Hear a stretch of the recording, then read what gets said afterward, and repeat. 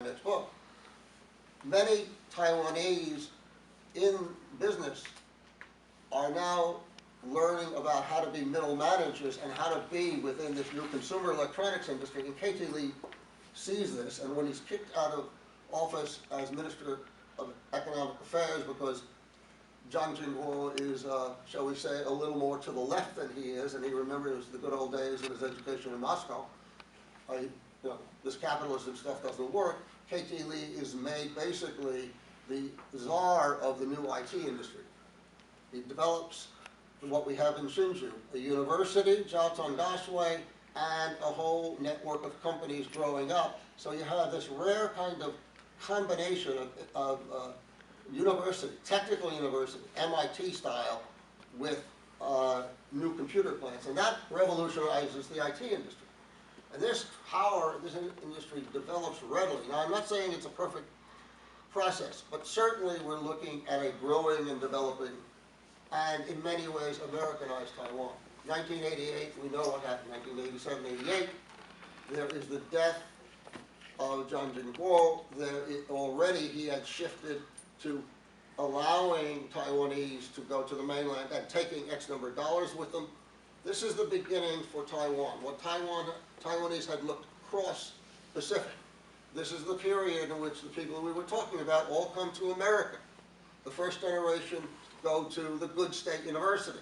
The next generation go a little better place. Finally, as we see, Ma Ying-jeou, Harvard, et cetera, et cetera.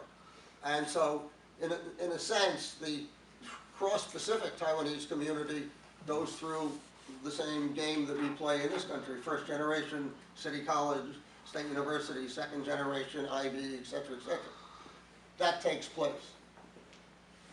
But we're beginning to see something else go on.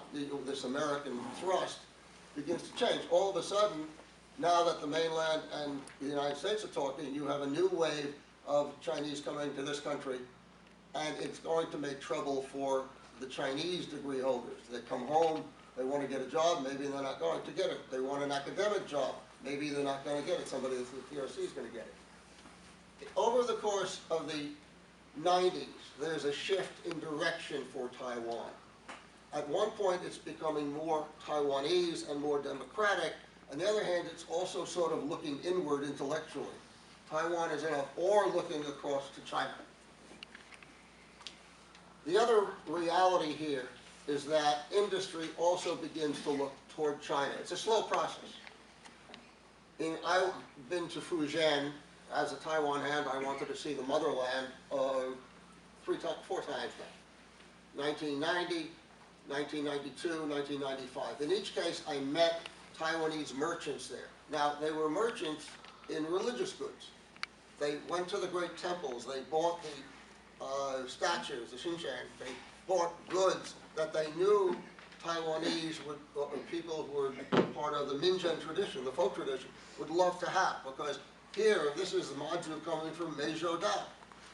Also, we see in that period the beginnings of a cultural reunification of sorts, religious reunification. There's pilgrimage going cross straits. Technically illegal, but they're doing it anyway. And so there's a lot of cultural development. The other thing, and you see this in the PRC from 88 on, is the Deng Xiaoping reforms, the creation of a new infrastructure that makes China open not only to the West, but to Taiwanese as well.